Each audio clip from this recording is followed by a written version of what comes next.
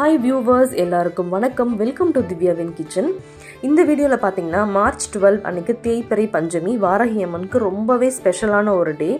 அன்னைக்கு நான் எப்படி பூஜை பண்ணேன், எந்த வாராகி அம்மன் கோவிலுக்கு போயிட்டு நாங்கள் ஈவினிங் வந்தோம், வாராகி அம்மனுக்கு எப்படி நம்ம விரதம் இல்லை பூஜையெல்லாம் எப்படி பண்ணணும், எந்த மாதிரி நம்ம நம்மளுடைய பூஜைகளை பண்ணும்போது நம்மளுடைய பிரார்த்தனைகள் பலிக்கும் அப்படின்றத இந்த வீடியோவில் பார்க்க போகிறோம். வாங்க வீடியோக்குள்ளே போகலாம்.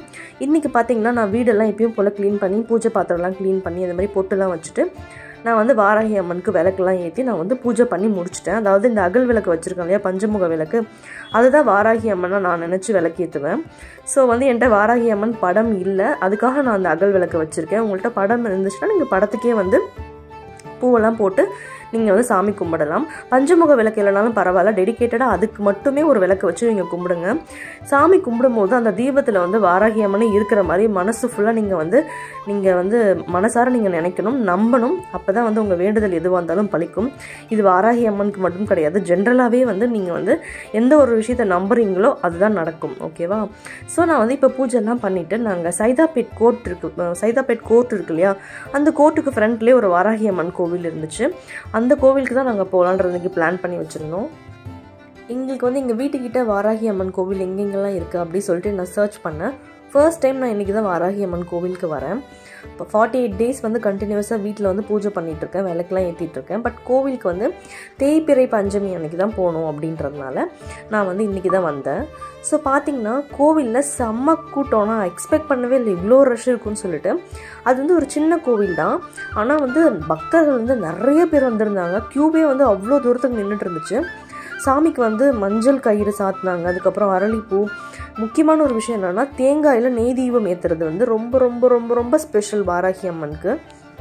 அதாவது 5 பஞ்சமி அப்படி இல்லைன்னா 5 ஞாயிற்றுக்கிழமைகளில் நீங்கள் வாராகி அம்மனுக்கு தேங்காயில் நெய் தீபம் ஏற்றுனீங்கன்னா உங்களுடைய வேண்டுதல் கண்டிப்பாக பலிக்கும். அதான் உண்மை.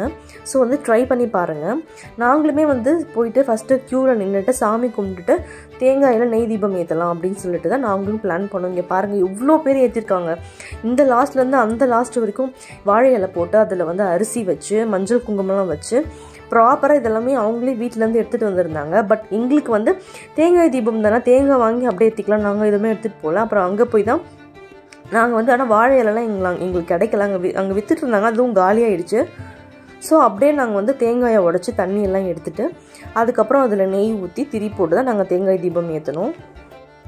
நிறைய பேர் விளக்கு ஏற்றி முடிச்சுட்டு அங்கேயே உட்காந்து வாராகி அம்மன் போற்றிலாம் இருக்கும் இல்லையா, 108 தடவை 1008 தடவை இருக்கும் இல்லையா, அந்த புக்கெலாம் வச்சு அங்கேயே படிச்சுட்டு இருந்தாங்க. பார்க்கவே ரொம்ப காமாக இருந்தது.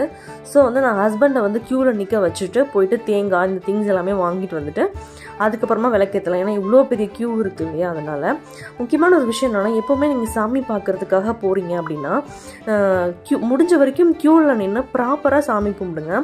ஏன்னா இப்போ நம்ம வேணாம் நடுவில் எங்கேயாவது நம்ம போயிட்டு நம்ம சாமி பார்க்கலாம் அப்படின்லாம் பண்ணிங்கன்னா அது உங்களுக்கு நெகட்டிவிட்டி தான் க்ரியேட் பண்ணும். சாமி கும்பிடும்போது அந்த பாசிட்டிவான மைண்ட் செட் உங்களுக்கு இருக்க விடாது. ஸோ நீங்கள் பீஸ்ஃபுல்லாக இருக்கணும். நீங்கள் ஒரு விளக்கு ஏற்றும் போதோ சரி, இல்லை சாமி கும்பிடும் போதோ சரி, அந்த டைமில் உங்களோட ஸ்டேட் ஆஃப் மைண்டுன்றது ரொம்ப ரொம்ப முக்கியம். ஸோ உங்கள் மைண்ட் ரொம்ப காமாக இருந்தால் தான் நீங்கள் சாமி கும்பிடும் போதோ இல்லை விளக்கு ஏற்றும் போதோ உங்கள் வேண்டுதல் நல்லா பலிக்கும். அதுக்காக உங்கள் மைண்டை காமாக வச்சுக்கிறதுக்கு என்னென்னலாம் பண்ண முடியுமோ அதை பண்ணுங்கள். அந்த டைமில் கோவப்படுறது, கத்துறது, இந்த மாதிரி விஷயங்களை முற்றிலுமாக நீங்கள் அவாய்ட் பண்ணிக்கிறது நல்லது. ஸோ நாங்களுமே அங்கேயே நெய்லாம் விற்றுருந்தாங்க. ஸோ நெய் போட்டு திரிலாம் போட்டு விளக்கேற்ற போகிறேன். அதே மாதிரி விளக்கு ஏற்றும் போது ஒரு நிமிஷம் கண்ணை மூடி நீங்கள் என்ன வேண்டி அந்த விளக்கு ஏற்றுறீங்களோ அது ஒரு நிமிஷம் வேண்டிக்கிட்டு அது மட்டும்தான் உங்கள் மனசில் இருக்கணும். ஓகேவா? தேவையில்லாத தாட்ஸ்லாம் அந்த டைமில் இருக்கக்கூடாது. அதை முழு மனசாக நீங்கள் வேண்டிக்கிட்டு விளக்கேற்றுங்க. ஸோ அதுவுமே நீங்கள் உங்கள் வேண்டுதல் பலிக்கிறதுக்கு ரொம்பவே ஹெல்ப்ஃபுல்லாக இருக்கும். ஸோ நாங்களுமே விளக்கேற்றிட்டு நிம்மதியாக சாமி கும்பிட்டுட்டு அதுக்கப்புறம் பிரசாதம் கொடுத்தாங்க இல்லையா, அங்கேயே பேப்பரும் இருந்துச்சு. ஸோ நான் கோயிலுக்கு போனால் எல்லா இடத்துலையும் தூணில் அப்படி இப்படி இந்த குங்குமம் விபூதி வைக்கிறதுன்றது எனக்கு பிடிக்காது. அதுக்கு நம்ம வாங்காமையே இருக்கலாம் இல்லையா. ஸோ இந்த மாதிரி பிரசாதம்லாம் வாங்கினீங்கன்னா நீங்கள் இந்த மாதிரி பேப்பரில் வச்சு மடிச்சு எடுத்துகிட்டு வீட்டில் இதுக்குன்னு ஒரு டப்பா வச்சுக்கோங்க, அதில் சேவ் பண்ணி வச்சுட்டே நீங்கள் தேவைப்படும் போது வச்சுக்கலாம். அதே மாதிரி மறிக்குழந்தும் ரொம்ப ஃபேமஸ் வாராகி அம்மனுக்கு, அதுவுமே கொடுத்தாங்க. அதுவுமே நான் எடுத்துகிட்டு வந்துட்டேன் சாமி வீட்டில், சாமி பூஜை ரூமில் வச்சுக்கலான்னு சொல்லிட்டு. நெக்ஸ்ட் பார்த்தீங்கன்னா பக்கத்துலேயே கிருஷ்ணா ஸ்வீட்ஸ் இருக்கும். அதுக்கு பக்கத்தில் ஜூஸ் வேர்ல்டுன்னு ஒரு ஷாப் இருந்துச்சு. எதாவது சாப்பிடணும் போல் தோணுச்சு. ஸோ அங்கே போயிட்டு என்ன சாப்பிட்லான்னு ரொம்ப நேரம் திங்க் பண்ணி பார்த்துட்டு ஃபலூடா சாப்பிட்ணுன்னு தோணுச்சு. எனக்கு ஜென்ரலாக ஐஸ்கிரீம் ஸ்வீட்ஸ் அது அவ்வளோ பிடிக்காது. பட் அன்னைக்கு என்னவோ ஃபலூடா சாப்பிட்ணுன்னு தோணுச்சு. ஸோ வந்து ட்ரை ஃப்ரூட்ஸ் ஃபலூடா ஒன்று, அப்புறம் வந்து சீஸ் கார்ன் டோஸ்ட்டு சாண்ட்விச் ஒன்று வாங்கியிருந்தோம். ஆர்டர் 15 மினிட்ஸ் கழிச்சு தான் வரும்னு சொன்னாங்க. பரவாயில்லன்னு சொன்னோம். பட் வந்துச்சு. டேஸ்ட்டு பார்த்திங்கன்னா சாண்ட்விச் வந்து உண்மையாகவே நல்லா இருந்துச்சு. சில இடத்துல நான் ட்ரை பண்ணியிருக்கேன், ரொம்ப ட்ரையாக இருக்க மாதிரி இருக்கும் சாண்ட்விச். பட் இது வந்து ரொம்பவே நல்லா இருந்தது. அதை சாப்பிட்டுட்டே இருக்கும்போதே வந்து அப்படியே வந்து நமக்கு ஃபலூடாவும் வந்துருச்சு. பட் ஃபலூடா பார்த்திங்கன்னா ட்ரை ஃப்ரூட்ஸ் ஃபலூடா பயங்கர ஸ்வீட்டாக இருந்தது. அதில் வந்து அதிகமாக போட்டிருந்ததே பார்த்திங்கன்னா ரெய்சின்ஸ் தான். கொஞ்சமாக பாதாமும் ரெய்சின்ஸ் தான் நிறையா இருந்தது. பாதாம் கூட ஓகே, ஆனால் வந்து நமக்கு வந்து அந்த ரெய்சின்ஸை சாப்பிட சாப்பிட சாப்பிட பயங்கரமாக திகட்ட ஆரம்பிச்சிருச்சு. ஓவர் ஸ்வீட்டாக இருந்தது. பட் ஒன்று வாங்கி 2 பேர் ஷேர் பண்ணுறதுனால ஒன்றும் ப்ராப்ளம் இல்லை. நாங்கள் வந்து ஷேர் பண்ணி சாப்பிட்டுட்டு அதுக்கப்புறம் அங்கேருந்து நாங்கள் வந்து எங்கள் வீட்டுக்கு வந்துட்டோம்.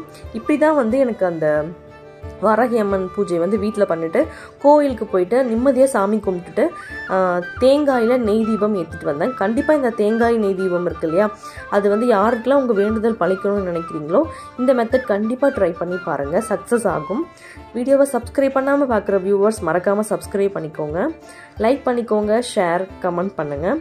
வீடியோவை இது வரைக்கும் பொறுமையாக பார்த்ததுக்கு ரொம்ப நன்றி. தேங்க்ஸ் ஃபார் வாட்சிங்.